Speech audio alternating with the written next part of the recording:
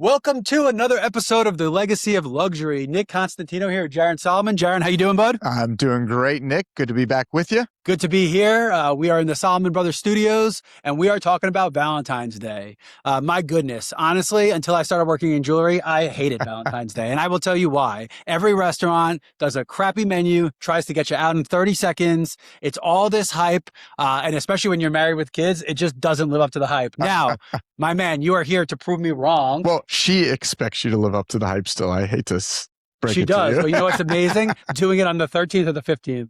That makes it way easier. But, you know, like most things, you're here to break that for me and actually tell me some of the beautiful stories that you've seen around Valentine's Day. And you've seen the look on faces and you've gotten the feedback of what they bought. So before we get there, as we usually do, are you ready to go back in our Wayback Machine? Absolutely. Okay, so let's start. We're going to start, and I'm going to have to read on this because this stuff just gets ridiculous. So we're going to start with our ancient roots from Lupercalia. Okay, Lupercalia was a Roman festival held February 13th through 15th. So at least the dates were accurate. That's usually not the case. That's We interesting. usually just morph things. Yeah. The Jews and the Catholics have to fight for the holidays. So all of a sudden Hanukkah, which was never in December, has to be over Christmas, and they have to be on top of each other. So we have there, and this was a celebration of the spring was coming. Actually, ironically, similar to Groundhog's Day. Like it was that springtime festival because they knew that the harvests were coming. So it's this celebration of love to give love back to the earth. They say that there were actual accounts of men and women marrying via lottery systems while this was going on. So again, everything evolves. Who got the lucky lottery? Who got the lucky? It wasn't about jewelry necessarily, but it was about tokens of affection, tokens. It was all stuff like that. So again, very similar stories to what we've heard. It's this morphosis. And to be honest, it's even amazing that we can go this far back and build these stories. But a lot of these, you know, when you think about hearts and you think about love, before hearts were a token of love, they were a token of being alive and fertility and all these things. Yeah. So I think it's fantastic. That's awesome. Then, as usual, we won't go into which church, but the church destroyed it, hijacked it, and made it their own and made it a religious endeavor. And then we're going to St. Valentine. So in the 5th century, Pope Gelasius, replaced Lupercalia with St. Valentine's Day, Lupercalia with Valentine's Day. And it was honoring a Christian martyr. Okay, so again, interesting. So we had this ritual. You know, you could talk about Saturnalia. We talked about Christmas and the trees being a pagan festival and then being hijacked by the church. But as usual, around this time, when the church hijacked it, it became a completely different thing. Right. So we go through. This was... It was not meant to be as much about the earth because human beings had already been so established. It was more about devotion, connection, and sometimes rebellion in the state of love. And I don't know if you heard anything about the Inquisition, but there was a lot of rebellion going on in the state of love. Just from history of the world. The part one or part two? The best way. The best way. And again, like a lot of what we talk about, once we got to the Victorian era, this started changing. Yeah. Right. This is when the prince, the queens were wearing these lavish necklaces. Right. This is where a lot of the industry, I always joke, it was like jewelry's been around since Cleopatra, and it has, but it seems to keep coming back to that Victorian era where you really started seeing the gifts and the grandeur. Probably has a lot to do with the fact that we were able to mine these things better. Probably a lot to do, we needed currencies because of the way the Dutch East India Company and the corporations worked. But it's crazy. So we had gold charms. Remember we talked about brooches? Yes. This is the same time where brooches were really big for Valentine's Day. All right. So before we get to modern, because again, that was a lot really fast. Yeah. It's probably a better history lesson than that. But for the sake of this show, that's what we're going with. Talk about just a little bit about like what the rush looks like. When do people come in? Talk a little bit about the gifts that you've seen. And then we could talk a little bit more about the modern trends and what's been going on. Sure. Yeah. Listen, you know, it's a little more of a last minute holiday, Nick. I'm not going to lie. Okay. You know, guys are not planning because you're also coming right off of Christmas. You're coming right off the New Year. Yeah. You're coming right off dry January. The capitalism lords plan that one pretty well, whether they knew it or not. You know, you've been working out every single day for the month of January. Look at this neckline. That's dry January, You're baby. looking good.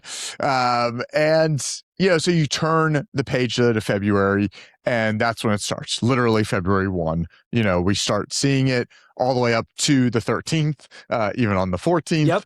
It's definitely a last minute, but it is a grab and go holiday as well, as far as the pieces that we typically see selling. So you're seeing anything from $200 to $2,000. I would say that that's pretty normal. If it's an anniversary that also coincides with a birthday, we see people doubling up. If it coincides with an anniversary, especially if you got married around Valentine's Day, we see people doubling up because it's a great time to do that. Now that you say it, honestly, what better scenario than having Christmas, Valentine's Day, and an anniversary all fall in a 1 month period? My goodness, you can just knock it all out in one. Hey, sucks for the person. She's expecting something big. Yeah. But she is.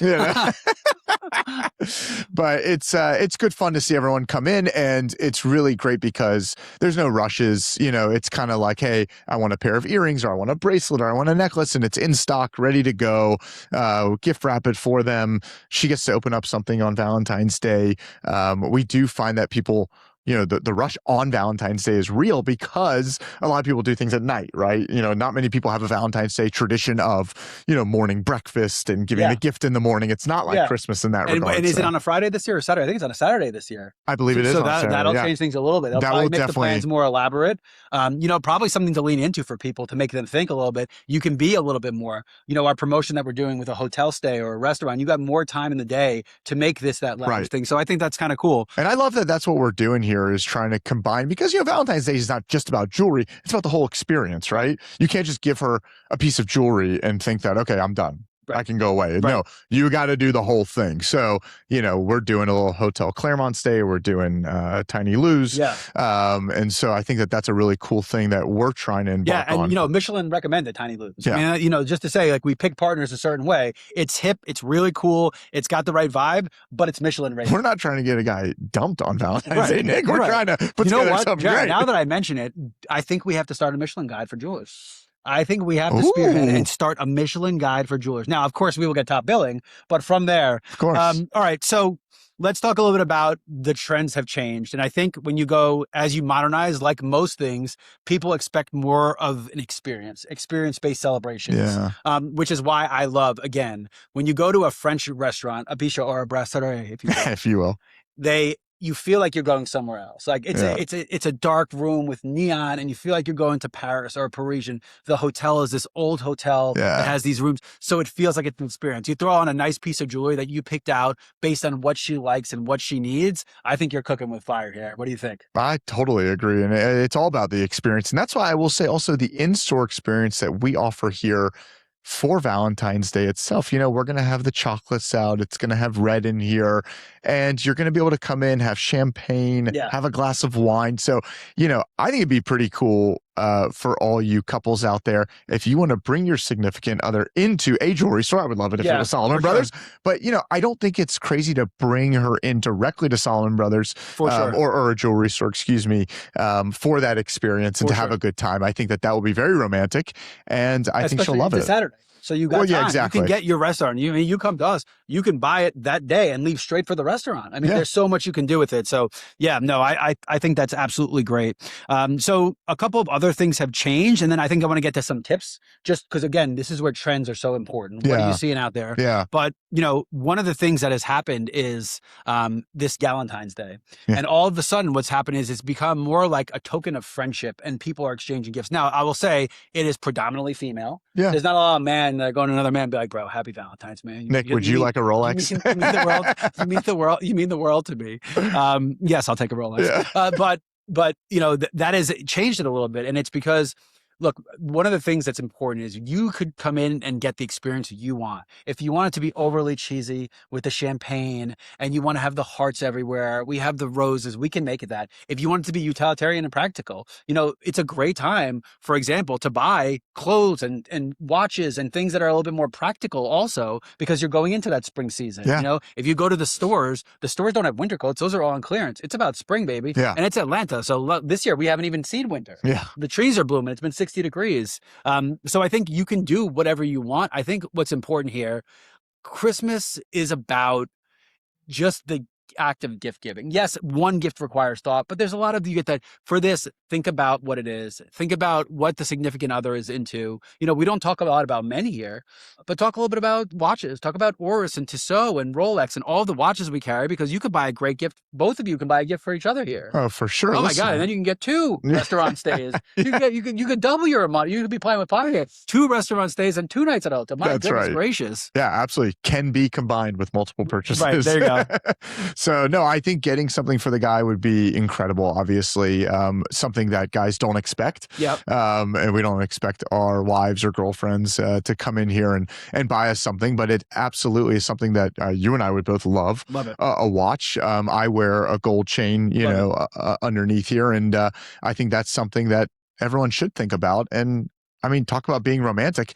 It goes both ways, Nick. It does. It takes 2 to tango, so they say. That's right. What about we have William Henry knives? I know you bought one. Talk a little bit about something like that, because they have that. They almost build that sentimental value into it. So if you could find the right one, it kind of kills 2 birds. So. Oh, it's so cool. I mean, the William Henry knives, a lot of them, they're all certified, all come with a certificate with them.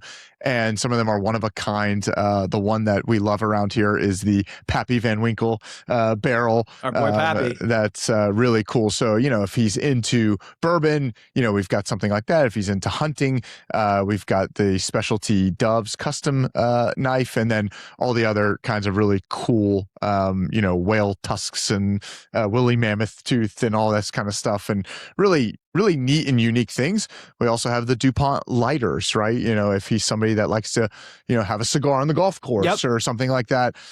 We've got some really cool lighters for the guys. And so some special stuff and unique stuff. And, I'm doing a bead bracelet for somebody right now with this kid's names on it with beads. And so that's also something that's kind of neat. And that's another great point, right? Valentine's Day, love goes a lot of ways. So maybe a gift from the kids to mom or to dad that comes from here. That's another cool thing. I mean, God knows nowadays when I have to give presents, one is not enough, because each kid has to give one. Because if one gives one and the other doesn't, I'm screwed. And God forbid they gave it together. So I'm on the hook now for 3 gifts for every holiday. 100%. We just sold one 2 days ago, a cross necklace.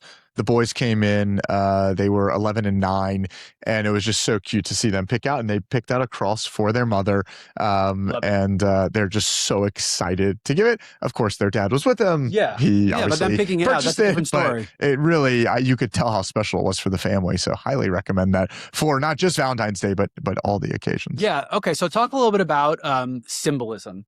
Okay, so it's made its way in jewelry. You have hearts, you have all the birthstones. There's so much symbolism in this. Yeah. So talk a little bit about how to approach something like that, because again, don't just walk in and close your eyes and pick. Each stone represents something, right? From the diamonds to the emeralds, everything represents something. So talk a little bit about, and we could probably do a whole episode on symbolism, but talk a little bit about how important that is around a holiday like this. Yeah, for sure. Listen, you want it to mean something. You want it to tell a story. I think the most obvious one is a heart. You're going to see on our gift guides, you're going to see in the showroom, there's going to be a lot of hearts, but we're trying to do something a little bit different, right? Yeah. There's a turquoise heart in there, and there's a pave heart in there, and there's an open heart in there. So I think that the symbolism is real for specifically for Valentine's Day without getting into birthstones and that kind of thing. What about butterflies for the spring? Those are things that we have butterflies. Yes. Those are things that represent, you have interlocking chains with the heart in the middle to show the love. There's so many ways you can go with it. But, are they coming up with new symbols? And I only mean that because you just said that there's turquoise hearts now. Right. The industry is always trying to invent itself. So the point is, go look. Don't have a preconceived thought of what's there. Go look. You might be pleasantly surprised of something you didn't even think of that really checks all those boxes. Oh, and I think you will be when you see the new iterations of hearts that are out there. It's not like you and I would think about on the chocolate box, the heart, gold heart, and we're moving on with life. Yeah. Honestly, those don't even almost exist in the case anymore. Yeah. It's all unique stuff. It's all really pretty. It's all layering, right? Yeah. So you talked a little bit about trends, so we'll talk about that for 2 seconds. But the trend is absolutely layering necklaces. Almost all of our necklaces now come with multiple lengths, so that you can wear them with multiple necklaces. Yeah. And this is a huge trend. I know. Bracelets too, right? Nick, it's funny. It's a little jump ring, right? It's a little thing that goes on the end of a necklace. But oh my goodness, it's become the norm where, even 4 or 5 years ago, you only had one jump ring on a necklace. And it's kind of crazy to think about something so small and insignificant that makes the biggest difference in what you're able to do with jewelry. Yeah, and I think it's about, again, that practicality, right? If you, let's say you had a $4,000 budget, hypothetically, right? You go in, you spend $4,000. Now you buy 4 $1,000 pieces that you can wear for every different application. And layered together, they actually have more pop than that one would, especially nowadays with the prices of gold. Right? Those 4 thin ones layered, the way just it works, is going to look bigger and more of a presence than that one thick one. Again, really just absolutely so much to talk about. So let's go into materials, because one of the things, and again, it's just so much different than Christmas, but it is about that eternal love. When you celebrate marriage, you're celebrating, for better or worse sometimes. I love my wife, but the thought of being with the same person for so long is just it's an unbelievable feeling. To watch my grandmother, she's 100. She was married for 70 years, 80 years. That's awesome. Like, it's just crazy. But talk a little bit about, we joke about smart watches. We joke about tablets, even jackets. These are great gifts, but they don't last forever. Right. So I think this is a good time to talk about how important materials are. Okay. Yeah. Let's not mention the insane price of gold and silver, because it's climbing as we speak, I think. But just talk about how important those materials are. And when you're thinking, maybe go to platinum from gold, maybe go to gold from silver, because these are things that are going to last forever. And if she has this collection, she can look back and be like, oh my God, the kids were 4 when I got this. And especially with a birthstone. So just take a second and talk about how important the materials are. I know you're a nerd for the materials, for the diamond. So I think talk a little bit about materials, because I think in addition to the symbolism of being eternal and being hard to break, but you know what's funny? Gold does bend a little bit. Sure. And when you think about relationships, right? You're not in a good relationship if you haven't thought about jumping across the table and just absolutely losing it on a person. That's the point of being in love. You haven't been married for long enough. You haven't been married for long enough. So, but talk about the materials. Talk about those little tidbits about what gold, and maybe a little bit of rose gold, because it has those pink hues. Talk a little bit about materials. Sure. Absolutely. Well, listen, they don't call it precious metals for no reason. And because they are precious. And what makes them precious, and I think you touched on it there, so I'm going to run with it because I love it, and that any relationship, something can be broken, but it can be fixed. And that's what we can do with a precious metal. So when you buy a piece of gold jewelry, you can have it break or crack or bend or whatever it is. The jeweler can fix it like it's new again. That's the best part, is that it's never, ever actually broken. So when that kid pulls on the necklace and it comes flying off and into a million pieces, if you can scoop up those pieces, I can put it back together. My goodness, the symbolism just in that, because when you do get into a fight with a significant other, it's probably because those little punk kids left a freaking 16-foot dinosaur on the stairs and you fell down the stairs because of it. Not talking about you, Luca. And dude, that's a great point. And even when you talk about diamonds and the eternal, but the other thing about it is they're unique. Okay, so talk about something like engraving. Talk about options for engraving to put those dates on there. It's probably something people don't think about. But if every Valentine's Day you bought a new piece and they were engraved with dates on them, that's pretty cool. Yeah, listen, I think, that's kind of the old school charm bracelets that used to be around. But I think, now we're incorporating it into necklaces with multiple letters on it and multiple discs. And on those discs, you can engrave, that's so beautiful, that you can have forever, and you can put the date of birth of your first child and then your second child or third, or however crazy you're getting, and putting those birthstones on there. So really personalizing the jewelry now has become a big thing. It's become very easy to do. It's not like, you've come out with these laser engraving machines that have no problem getting into the tiniest little detail. And you can really, truly make a dainty piece of jewelry, which is very popular because no one wants that big chunky look anymore at the moment. Who knows what's going to happen? But, you can get those really tiny, dainty things and get them laser engraved and have it last absolutely forever. And, when you buy that white gold, if that's what you love, and it starts to turn yellow, it can always be rhodium plated. We mentioned rose gold there for a quick minute that has that pinkish hue to it. We can always make it look brand new, like the day you took it out in the store. And if you pass it down in 100 years, they can come in here and make it look beautiful all over again. I love it. So because we are a jeweler, I think it is important to explain you don't need to spend $20,000. This is not a ploy for us to get you into the store. There are so many things you can buy for so little money. You can cook a meal. You know, I can give you a great recipe if you want to do it. We're talking about a French restaurant. You want to blow someone's socks off? French onion soup from scratch. It is so inexpensive to do. You just got to have the patience. It's almost like if you're making gumbo, you got to sit and make that roux forever and stir. But the love that goes into stirring, and honestly, they charge $22 for French onion soup now. The onions, the cheese, and the broth might cost $3.50 at the very highest. Take the time to do stuff. It's not all about jewelry, but give some pointers. Besides, come to Marry Me March when we have 60% off. No, but give some pointers about you know, different ways that you can save money on buying jewelry. Maybe silver is the thing you go for because you can't afford gold, but it still has some of that symbolism. So I think I just want to cover very quickly in the last couple of minutes, talk about some ideas on how you can save money and gifts that really punch above their weight. Yeah, for sure. So listen, you mentioned silver. I would mention the carat of golds that are out there. So 18 karat, you're going to see at a lot of, you know, your high-end luxury jewelry stores. And, you know, does it make it that much better, or can you get a lot more bang for the buck by going with 14 karat? Can you get more bang for the buck by going with 10 karat? Yeah. The answer is absolutely you can. Yeah, so you're advocating 10 karat in certain circumstances, and it's actually harder, right? It doesn't. It's not going to break as easily. Which is what makes it more difficult to work with. So that's kind of to the counterpoint of what I was mentioning earlier, that you can always make it look brand new. Dainty. But it won't the classics can be in 10 karat easily. The traditional exactly pieces. Exactly. But what I would really look for in today's market is getting those multiple diamonds in it that makes it look. We call it illusion, but you can call it whatever you want. You can call it a cluster, is what I think, you know, you would have called it 10 years ago. And that really will get you that bang for the buck. But right now, with the prices of the metals, actually go for more diamond intensive stuff. Crazy. Because the price, the more metal you can get rid of actually in the piece, the better the price. And I think this is where lab has a great, because if you're talking about not something that has eternal sentimentality like a wedding ring or those first big pair of stud earrings, this is where lab is great. I was just about to say diamond stud earrings, natural or lab, because you're getting rid of the metal aspect of it. You are just getting the absolute best deal right now. And diamond prices, natural diamonds I'm talking about, have never been lower in the last especially because with inflation, they should be much higher, right? Yeah, it's funny you mentioned that, because I was talking about that with someone the other day of like, okay, inflation up, and up. So people's wages have gone up, and up, but maybe not their real wages, right? When they talk about that. But diamonds, the real actual price is much lower than it was in 2003. Yeah.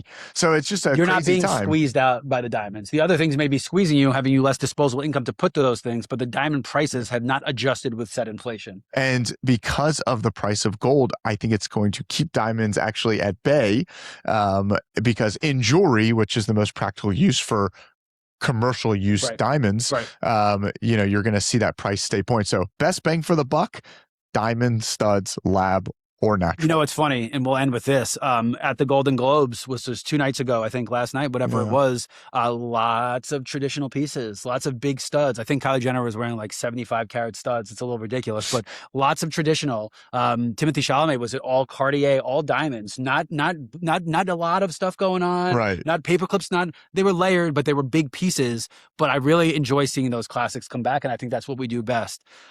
So from behalf of Jaron and myself, happy Valentine's Day. Celebrate love. The world needs it. Celebrate Galentine's Day. Give a Rolex to an employee. Whatever it takes to say I love you. But the world needs more love. And you've been listening to The Legacy of Luxury. See you next time. Damn, bro, that was pretty good. Good.